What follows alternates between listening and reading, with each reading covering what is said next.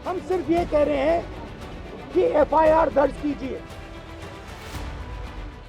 21 जुलाई को राहुल गांधी प्रधानमंत्री आवास पहुंचे थे। मांग थी शिक्षा मंत्री धर्मेंद्र प्रधान के इस्तीफे की। और अब ठीक एक महीने बाद 21 अगस्त को राहुल गांधी फिर सड़क पर हैं। लेकिन इस बार मुद्दा है घायल छात्र को न्याय दिलाने का। राहुल गांधी आज पैलेट गन से घायल छात्र साहिल लोचो को लेकर दिल्ली के संसद मार्ग थाने पहुंचे। आरोप है कि 20 जुलाई को छात्रों के प्रदर्शन के दौरान पुलिस कार्रवाई में साहिल घायल हुए थे। अब साहिल और उनका परिवार इस मामले में एफआईआर दर्ज कराने की कोशिश कर रहा है। लेकिन जब थाने में शिकायत दर्ज नहीं हुई तो राहुल गांधी खुद साहिल को साथ लेकर पुलिस के वरिष्ठ अधिकारियों से मिलने पहुंचे हैं। राहुल गांधी का कहना है कि जब तक एफआईआर दर्ज नहीं होगी वह वहां से नहीं जाएंगे। वह साहिल और उनकी मां के साथ धरने पर बैठ गए। उनके साथ कांग्रेस के कई नेता और वकील भी मौजूद रहे।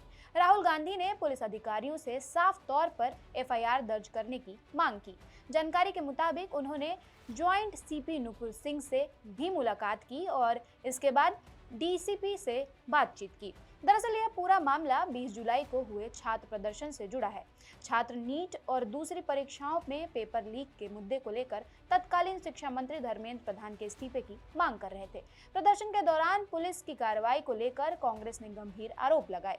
कांग्रेस का दावा है कि छात्रों पर लाठीचार्ज, आंसू गैस और पैलेट गन का इस्तेमाल किया गया, जिसमें कई छात्र घायल हुए। इसी प्रदर्शन में घायल हुए साहिल लोचो अब एफआईआर दर्ज कराने के लिए पुलिस के चक्कर लगा रहे हैं। जानकारी के मुताबिक साहिल 14 अगस्त को वकीलों के साथ शिकायत दर्ज कराने पहुंचे थे, लेकिन उनकी शिकायत दर्ज नहीं की गई। इसके बाद उन्होंने राहुल गांधी से संपर्क किया और अब राहुल गांधी खुद उन्हें लेकर थाने पहुंच गए।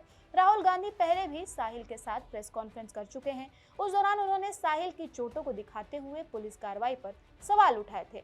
कांग्रेस लगातार इस पूरे मामले को लेकर केंद्र सरकार और गृह मंत्रालय पर सवाल उठा रही है।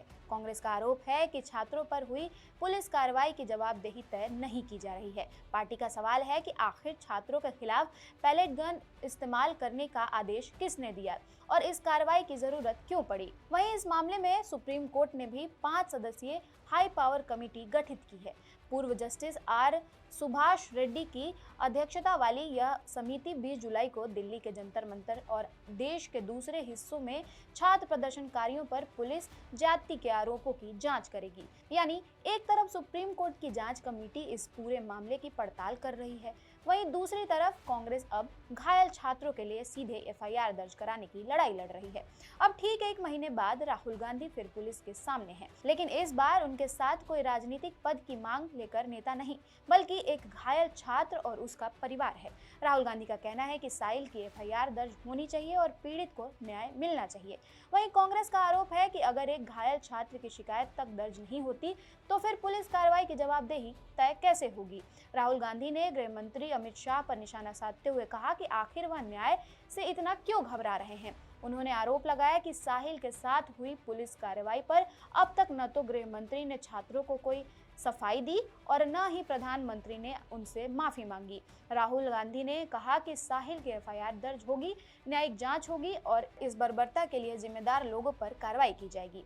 इस पूरे मामले पर कांग्रेस अध्यक्ष मल्लिकार्जुन खड़गे ने भी सरकार पर निशाना साधा। खड़गे ने सोशल मीडिया पर पोस्ट करके आरोप लगाया कि पैलेट गन से घायल साहिल और उनकी मां एफआईआर दर्ज कराने के लिए दिल्ली पुलिस से चक्कर काट रहे हैं, लेकिन अब तक उन्हें शिकायत की उचित रसीद या कार्रवाई की जानकारी नहीं मिले। उन्होंने कहा कि साहिल अकेले नहीं है, राहुल गांधी और कांग्रेस हर पीड़ित युवा के साथ खड़े हैं और छात्रों को न्याय दिलाने की लड़ाई जारी रहेगी। वहीं कांग्रेस नेता अजय राय ने भी इस पर ट्वीट किया और अजय राय ने कहा कि जब पैलेट गन से घायल पीड़ित न्याय के लिए दर दर भटक रहा हो और पुलिस एफआईआर दर्ज तक ना कर रही हो तो कांग्रेस चुप नहीं बैठेगी। अजय राय ने इसे तानाशाही के खिलाफ न्याय की लड़ाई बताते हुए कहा कि यह लड़ाई हर हाल में जीती जाएगी। इससे पहले 21 जुलाई को राहुल गांधी के नेतृत्व में कांग्रेस सांसदों ने प्रधानमंत्री नरेंद्र मोदी और तत्कालीन शिक्षा मंत्री धर्मेंद्र प्रधान के इस्तीफे की मांग को लेकर प्रधानमंत्री आवास के बाहर प्रदर्शन किया था। उस दौरान कांग्रेस नेताओं को हिरासत में भी ले लिया गया था। सोनिया गांधी भी हिरासत में लिए गए नेताओं से मिलने मंदिर मार्ग थाने पहुंची थी। कांग्रेस ने उस दौरान पुलिस पर राहुल गांधी और प्रियंका गांधी के साथ कथित दुर्व्यवहार व्यवहार का आरोप लगाया था। वहीं इस पूरे मामले के बीच केंद्रीय मंत्री किरेन रिजिजू ने 2 दिन पहले पुलिस की कार्रवाई का बचाव करते हुए उसकी तारीफ की थी। रिजिजू के इस रुख के बाद अब राहुल गांधी का अमित शाह पर हमला और भी सियासी तौर पर अहम हो गया है। एक तरफ सरकार की ओर से पुलिस की कार्रवाई को सही ठहराने की बात सामने आ रही है, तो दूसरी तरफ राहुल गांधी घायल छात्र साहिल लोचव के साथ एफआईआर दर्ज कराने के लिए डीसीपी कार्यालय पहुंचे। इसी बीच अब इस पूरे मामले पर बीजेपी की ओर से भी प्रेस कॉन्फ्रेंस की गई। बीजेपी नेता रविशंकर प्रसाद ने राहुल गांधी के धरने को लेकर कांग्रेस पर निशाना साधते हुए कहा कि कांग्रेस बार बार धरने पर बैठकर नियमों और संवैधानिक प्रक्रियाओं का सम्मान नहीं करती। उन्होंने सवाल उठाया कि हर मामले में सड़क पर उतरना और धरने पर बैठ जाना क्या लोकतांत्रिक प्रक्रिया का सही तरीका है। यानी एक तरफ राहुल गांधी साहिल लोचव के लिए एफआईआर की मांग पर धरने पर बैठे हैं, तो दूसरी तरफ बीजेपी इसे कांग्रेस की धरना राजनीति और नियमों की अनदेखी बता रही है। अब देखना यही है कि राहुल गांधी के धरने के बाद दिल्ली पुलिस एफआईआर दर्ज करती है या नहीं, और अगर एफआईआर दर्ज होती है तो जांच में 20 जुलाई की पुलिस कार्रवाई को लेकर क्या सच सामने आते हैं।